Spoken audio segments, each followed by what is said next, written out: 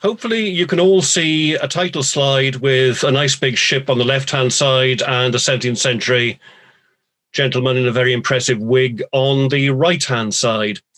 The picture on the left is probably of the second Unicorn. She's a very elusive ship.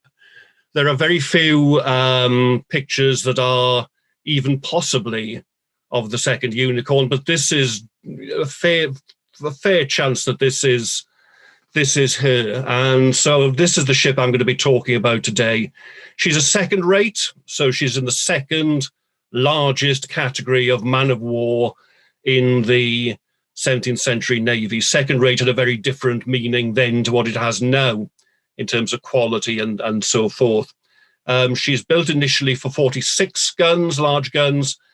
She ends up by the war in the 1660s, the Second Dutch War, with 63 guns. So she's a very powerfully armed ship. And I want to start really with a very interesting little coincidence of dates, because the second Unicorn is ordered on the 9th of March, 1633, obviously in the reign of King Charles I. And on that day, the 9th of March, 1633, there's a baby in London who is exactly 2 weeks old, 14 days old. And that baby grows to be the gentleman on the right, Samuel Pepys. So there's a very close correlation between the lives of the Unicorn and Samuel Pepys. They're pretty much exactly contemporary. Now, obviously, there's another contemporary event we need to consider. The name Unicorn is very much to do with the Scottish heraldic emblem, the unicorn. And at the time he orders her in March 1633, Charles I's mind is very much on Scotland because his Scottish coronation is due to take place on the 18th of June in that year. And the name actually reflects very much this agenda that both Charles I and his father James I, and obviously the sixth in Scotland, had of the idea of Great Britain. And this is shown in the name of the Unicorn. There's a previous pair of ships in James's reign, the St. George and the St. Andrew. So this whole thing of not giving ships purely English names, actually reflecting this aspiration of both James and Charles to be seen as kings of Great Britain, is very much there. The Unicorn, the second Unicorn, carries roughly 250 to 300 men. In peacetime, it varies depending on the time and the circumstances and so on. Goes up to about 410, 420 in wartime. So it's a very impressive ship. Bizarre little thing I came across literally within the last sort of 3 or 4 days, if I can actually get the slides to move on, which always helps. Hang on, why won't this work? Bear with me, please, everybody. Technical hitch here. Ah, there we are. Was this, which slightly startled me, to say the least. I had no idea that there had been a Tintin invention involving a ship called the Unicorn. It's not the Unicorn I'm talking about now, but there is a bizarre coincidence here. If you look at the portrait in the background, obviously an ancestor of the renowned Captain Haddock. And there is, in fact, a Captain Haddock who commands the second Unicorn. Whether Hergé actually knew this, I very much doubt. But anyway, we'll come back to that later on in the talk. This might be a familiar scene to many of you. The HMS Unicorn, the name of HMS Unicorn, has 15 battle honours. 7 of them were won by the second Unicorn, the ship I'm talking about. So nearly half the entire battle honours won by all ships called Unicorn. And I'll be referring to those individual battles later on. But let's start by talking about Samuel Pepys and then talk more about the ship later on. Pepys, in many respects, is the main figure associated with the Navy in this period. But most people in the street or whatever, don't really know that. What they know about Pepys, or what they've heard about Pepys, is the myth. And the myth, if you know anything about him, let's face it, is a little bit naughty. There is this idea of Pepys being a little bit rude. Schoolboys find the name absolutely irresistible. And they start giggling straight away. And they're giggling even more when they find out some of the things that he got up to. So he's a very, very interesting character. And there is this slight edge of naughtiness, of raciness about him. But Pepys, as I hope I'll show, is much, much more than this. For one thing, he's a brilliant chronicler of the reign of Charles II. By chance, he is always in the right place at the right time. And this starts very early. I mentioned that he was born in London. He grew up in London. And at the age of 15, he bunks off school, not for the sort of reasons that people usually bunk off school these days.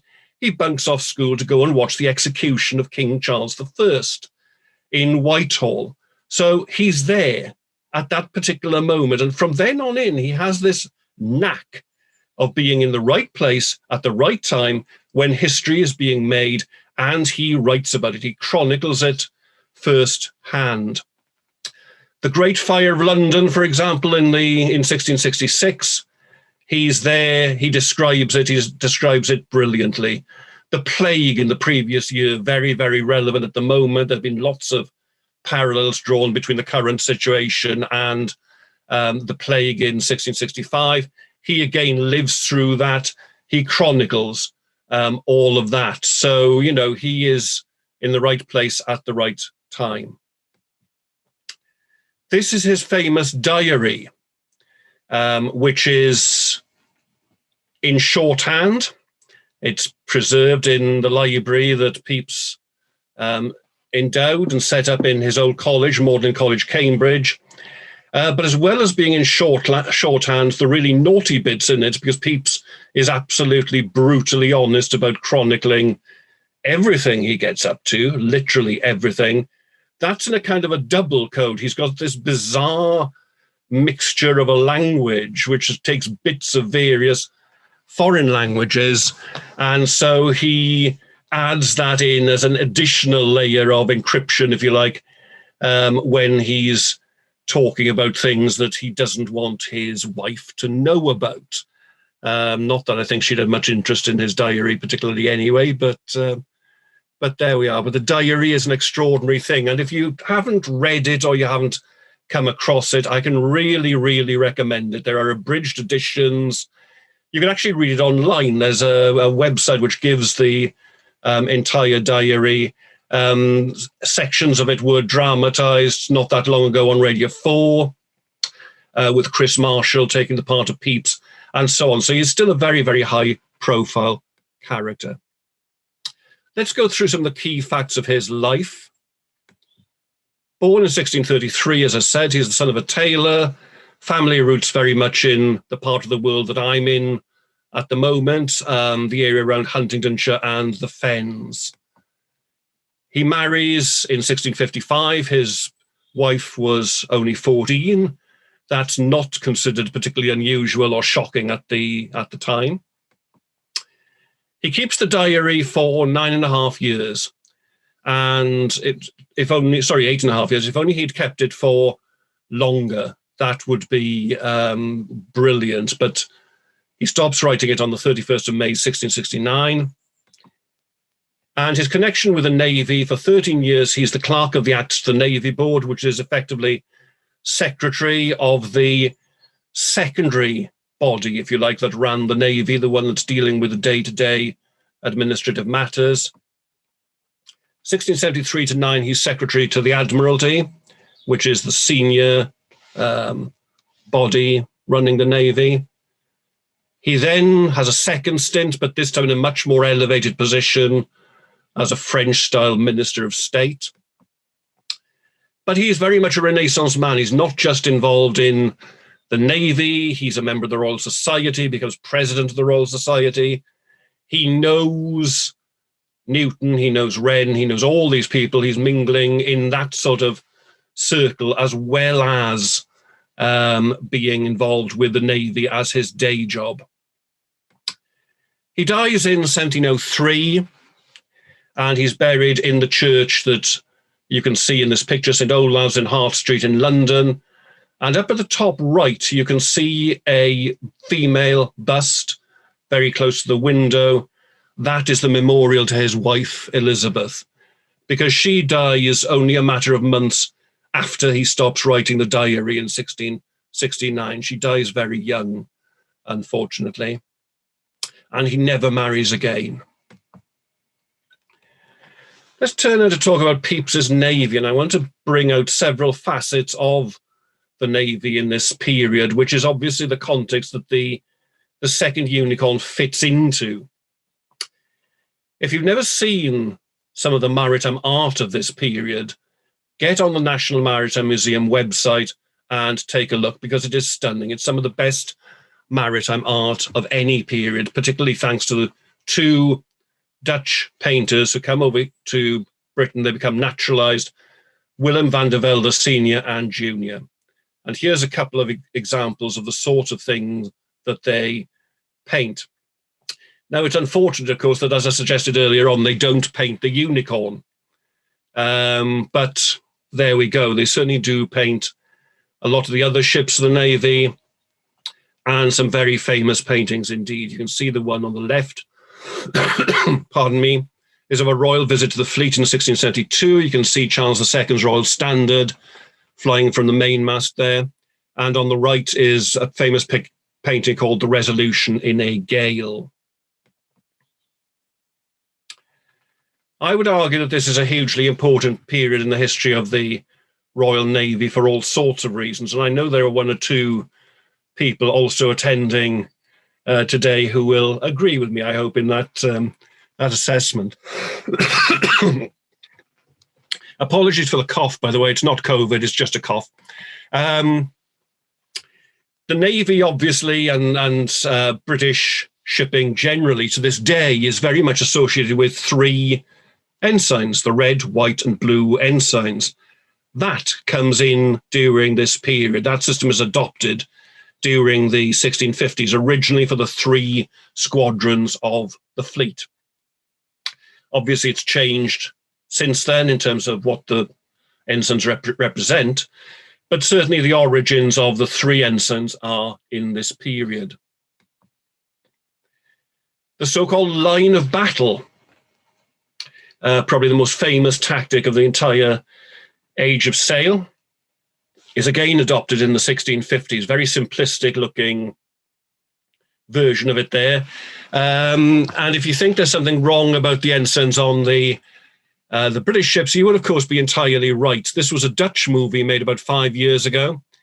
They were actually told that they had the flags the wrong way round, because they had the correct red ensign in the bow as the jack, and they had the Union flag, as you can see, at the stern. But they thought that if they didn't have the Union flag as prominent as possible, in other words, at the stern, a Dutch audience wouldn't know that they were British ships.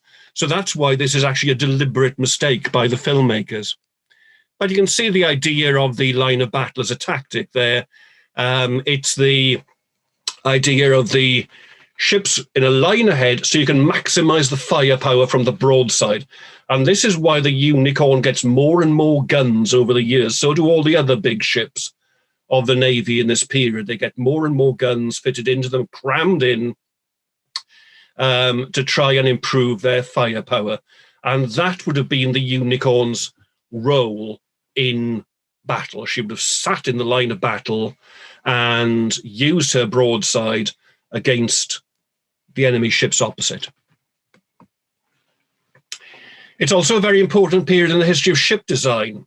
Now, many of you are obviously aware firsthand of the Unicorn in Dundee and her historical importance as one of the last surviving frigates. But obviously that idea, the design and the principle of a frigate with its principal armament on the single gun deck can be dated back in many respects to this ship, which is the Charles Galley, launched in 1676. for King Charles II, in which he played a large part in designing himself. So the origins of the Unicorn of 1824 in some ways go back to this period, to what I'm calling Pepys's Navy. I would argue that the Navy is central to a proper understanding of 17th century Britain. You can't understand what's going on in 17th century Britain if you don't know about the Navy. And my reasons for saying that are as follows. It's by far the largest industry in the British Isles. What you can see in the background there is Chatham Dockyard in the 1690s. This was easily the biggest industrial facility anywhere in the British Isles in that time period.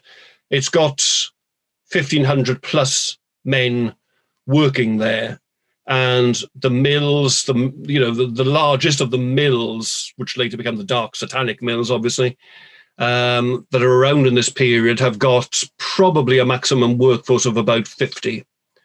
The dockyards are astonishing. They are absolutely vast. It is by far the largest spending department of the state, pretty much as the NHS is today. It is, it takes up a huge amount of the nation's financial resources, quarter to a third in peacetime, half to three quarters plus in wartime. At its height, in Charles II's reign, when it's got the maximum force for this period, about 4,000 to 5,000 men are at sea in peacetime, about 20,000 in wartime, and about 20,000 people in one place makes it the third biggest settlement, if you want to use that term, in the British Isles. Only London and Norwich were bigger.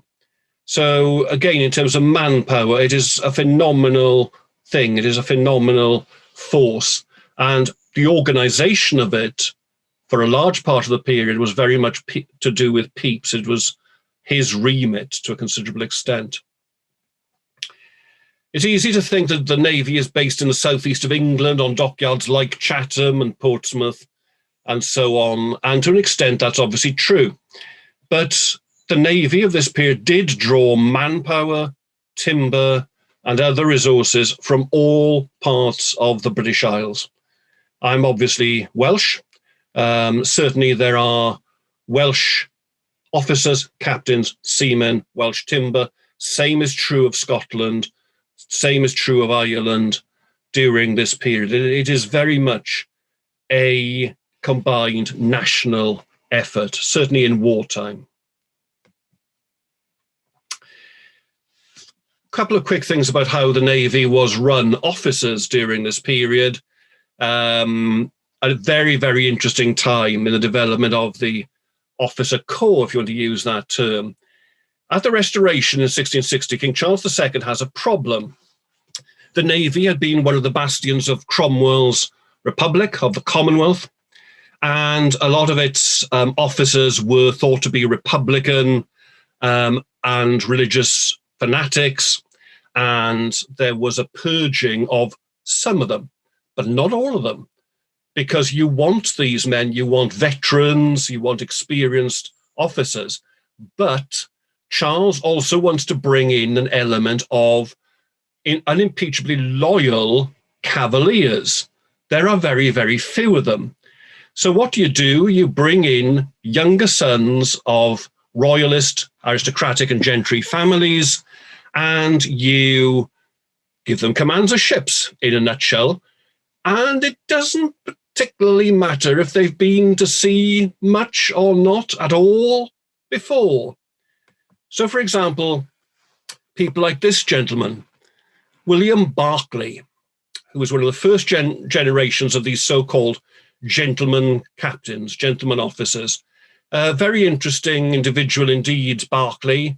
He's, if I can remember my facts correctly, he is a captain at 23.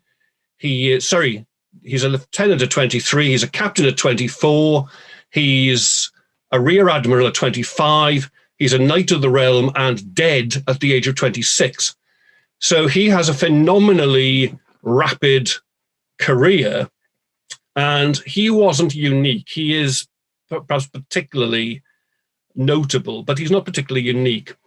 The other types of officers were the ones who had actually risen through the ranks or came in from the merchant service and so forth. And these were obviously much lower born, people like John Harmon in this picture. Now, having said that, of course, if you actually look at the two of them and you didn't know anything about the two of them in terms of their background, you might well think that Harmon is the aristocrat and Berkeley, who was incidentally the brother of the king's favourite, which helped, would have been much more plainly dressed and the one who'd come up through the ranks. But no, I mean, so you can't necessarily judge books by their covers in this period.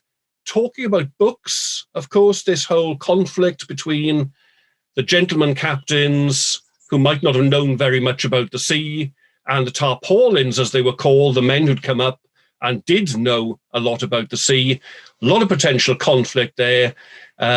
Great potential for a novelist who wanted to write about all this and about this period. So it's probably just as well that somebody has already done that and taken all of this on.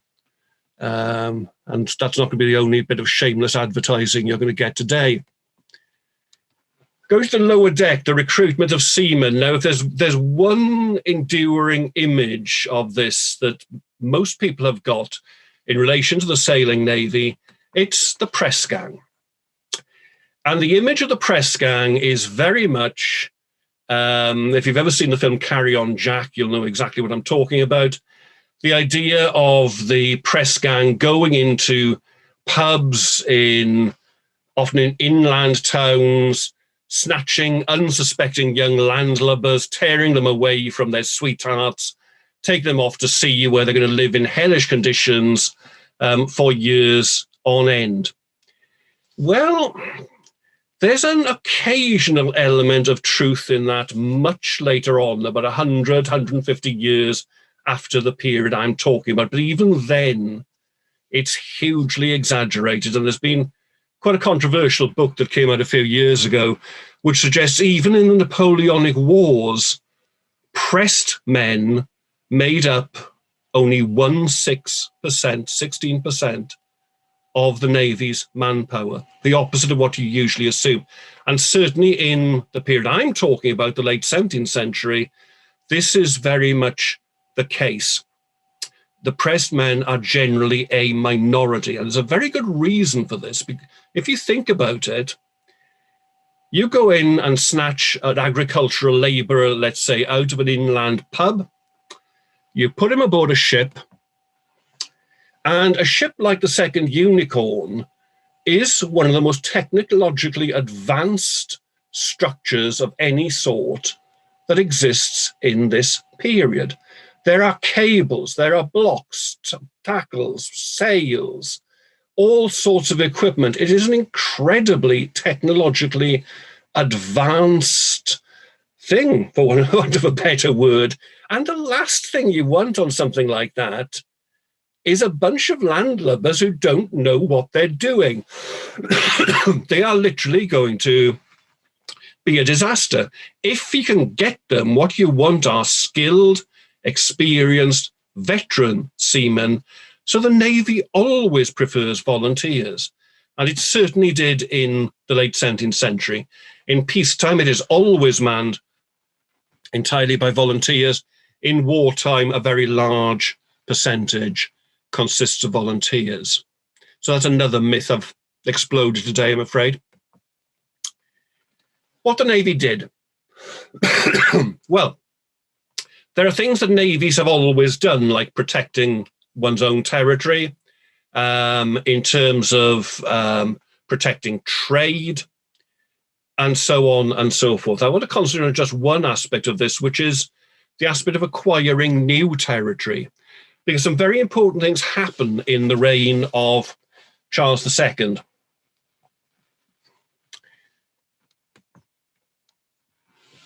This is a memorial in a church not far from where I'm sitting at the moment. This is about 5 miles as the crow flies, just across a bit further in Bedfordshire. It's the monument of a gentleman called Colonel Richard Nichols. And as you can see, it's got the 2 flags, the Stars and Stripes and the Union flag, flying on it. The reason for this is that in 1664, Nichols commands the naval expedition that takes the Dutch colony of New Amsterdam and renames it New York, after his patron, the Duke of York, the King's brother. He is killed in 1672 in the next war that comes along. And if you look closely at the top of the monument, you can actually see the cannonball that killed him. And if anybody wants to know how they got the exact cannonball, maybe we can raise that in the questions afterwards. But New York comes in this period, and largely through naval action. The same is true of Bombay, now Mumbai. And there was very nearly a direct connection here, because the second Unicorn was originally intended to go out as one of the 2 big second rates that were going to take over Mumbai. But Charles II changed his mind, sent some smaller ships instead, so it didn't happen. But this happens in this period. The one that you may not have heard about is Tangier, which was actually only a colony for about 22 years, but was actually regarded at the time as the most important one. Much more so than New York, much more so than Mumbai. Tangier was regarded as the jewel in the crown, as it were, in that particular period. So that's one of the main things that the Navy did, as I say. Let's now look in a bit more detail at the second Unicorn, specifically. And I've put in red the battle honours that all the subsequent Unicorns have carried down with them to this day. As I say, she's ordered in March 33. She's launched on the 6th of February, 1634, initially regarded as a bit of a failure. There were all sorts of problems on the trials. Unstable, she was very low in the water. And there is pretty good evidence that Trinity House only agreed to certify that she was seaworthy, so as not to shame the shipwright, the builder, a chap called Edward Boat, who had designed and built her. First sea service in the Channel, the English Channel, in 1636, under a captain called Sir Henry Mannering. She's then in Charles I ship money fleets through to the end of the 1630s, the fleets that Charles I sends out, but which, of course, the payment for those creates a lot of discontent, a lot of opposition, and that's then added into the opposition from the Scots over the prayer book and combines to trigger Charles I's problems running into the Civil War. Talking about the Civil War, second Unicorn is in the Channel in 1642, then goes into the parliamentary fleet, as most of the Navy did. 1648, she's in the Earl of Warwick's fleet again for Parliament, and this is where she is commanded by literally Captain Haddock. So lovely little moment there, it's a life imitating art, really, but still. 1653, the first Anglo-Dutch War has begun. The Dutch War's very much about trade. The Dutch and the English competing for the carrying trades in Europe and in more distant waters. Serious issues between them, also issues on quite a few other matters, differences of religious ideology and so forth. This war begins, and at the Battle of Scheveningen in 1653, she is at the battle. She is commanded by Captain William Goodson, who is from the same part of the world as Captain Haddock in 1648. Then in 1654 to 5, she goes into the Mediterranean with the famous Robert Blake. There she serves as a flagship for the first time of Rear Admiral Joseph Jordan, and gains her first battle honour, or this ship's first battle honour, the Battle of Porto Farina in 1655, which is an attack on it's a harbour in Tunis, so Tunisia, modern-day Tunisia. It's a base of the Barbary Corsairs, which are causing a lot of problems to merchant shipping of all European countries. Blake's fleet is sent out to teach them a lesson, and it is generally regarded as being the first battle where warships successfully defeated fortifications. So that's the first battle honour of this unicorn. 1657, the Battle of Santa Cruz, regarded as Blake's great victory over a Spanish treasure fleet in Tenerife. Unfortunately, they'd already taken the treasure off, but nevertheless, Blake defeats that fleet at the Battle of Santa Cruz. Then from 1657 to 65, the second unicorn is laid up in ordinary in the Medway. Now, in ordinary was a term that they used at the time. We'd think of it much more as being in reserve.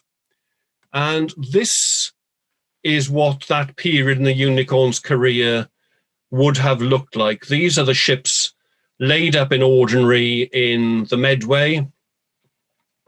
And as you can see, they're not fully rigged for sea. They don't have topmasts up and so on.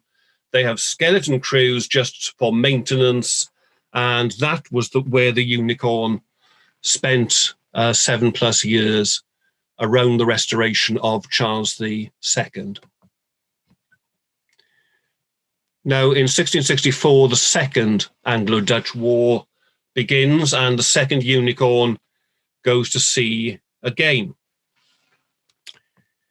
At the 1665, she's at the Battle of Lowestoft under Captain Henry Tedderman.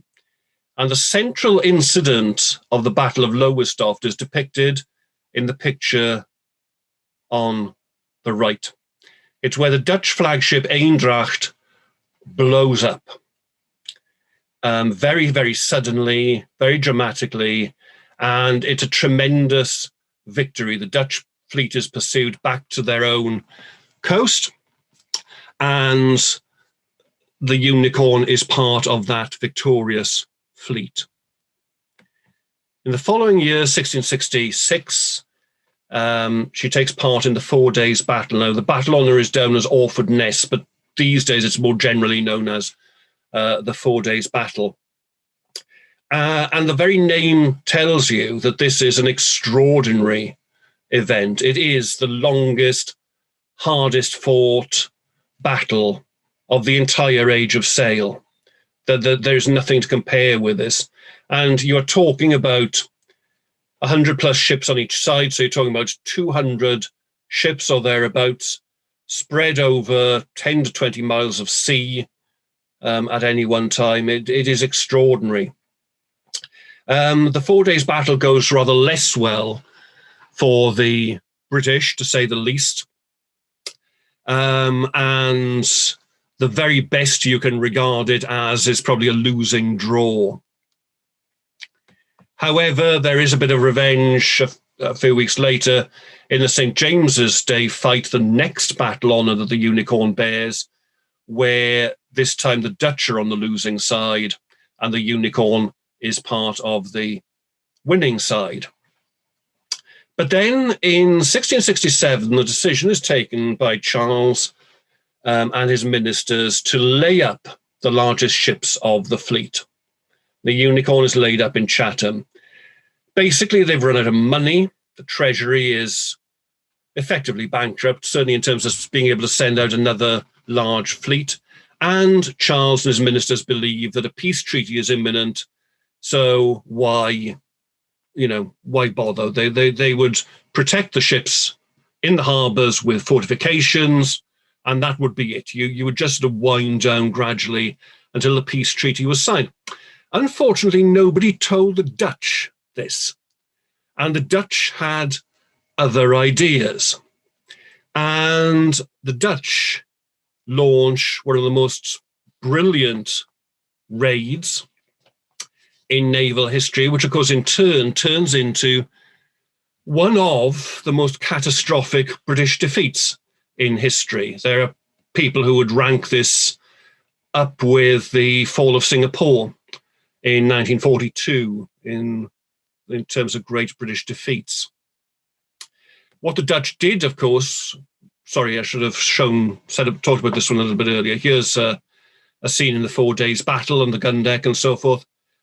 Moving on to the Dutch attack on the Medway, here we see a general view of it where they've combined several incidents into one go. You can see the Dutch ships, you can see the ensigns on them, the block ships on the left that hadn't done their job at all, the Dutch sailing further and further up, and then several sets of British ships burning. The first set right in the middle of the picture there, the guard ships burning there. Further on from that, you can see far top right, some more ships burning there. And in the very far distance, in the lee of that interesting and previously unknown geographical feature, the Kentish Alps, you can see just about the spire of Rochester Cathedral and the towers of Rochester Castle.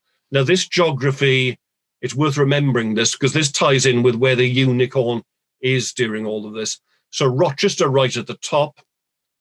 If you know that area, you're looking from the direction of Sheerness, you're looking upstream towards Rochester and then the land beyond Rochester. As I say, the Dutch attack, they get past the defences and they start wreaking absolute havoc. This is one of a superb series of paintings done about 3 years ago, which was, of course, the 350th anniversary. And there was huge junketing down in Chatham and over in the Netherlands as well. And the Dutch were obviously very, very triumphalist. Let's say they sent across entire fleets of yachts and, you couldn't actually move in Chatham for Dutch people 3 years ago. It was quite extraordinary, really.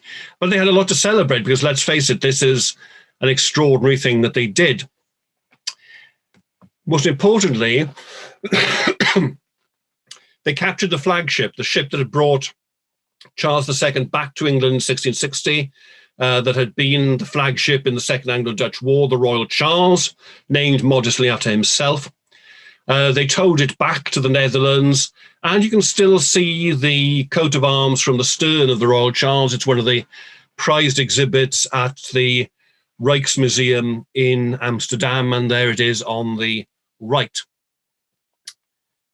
Now then, let's take a look at this in a bit more detail, because here is a plan, contemporary plan of the Medway showing where the ships were when the Dutch attacked. So we're now looking at it from the other direction. Rochester is right at the very bottom. Chatham Dockyard, best known for being the set of Call the Midwife, incidentally, is just above it. And you can see the ships numbered and at anchor. So number 10 that I've now circled there, that's the Royal Charles. And as you can see, she's quite a long way downstream, very big ship, biggest in the Navy, big draft, so needs to be in deeper water. That's where she is, and that's where the Dutch tow her from. The Unicorn, of course, by now is over 30 years old. She's been overtaken by technology. There are many bigger second rates than her, and so fortunately for her, the Unicorn, which is number 21, not number 22, even though the number 22 is next to it, is there where the next red circle is. In other words, a very long way upstream towards Rochester and Rochester Bridge. She's a smaller ship, she's got a smaller draft, so she's much further upstream, and they have deliberately taken the smaller ships further upstream. The Dutch never get that far, so the second Unicorn survives the attack on Chatham and the Medway in 1667. The final stages of the service career of the second Unicorn.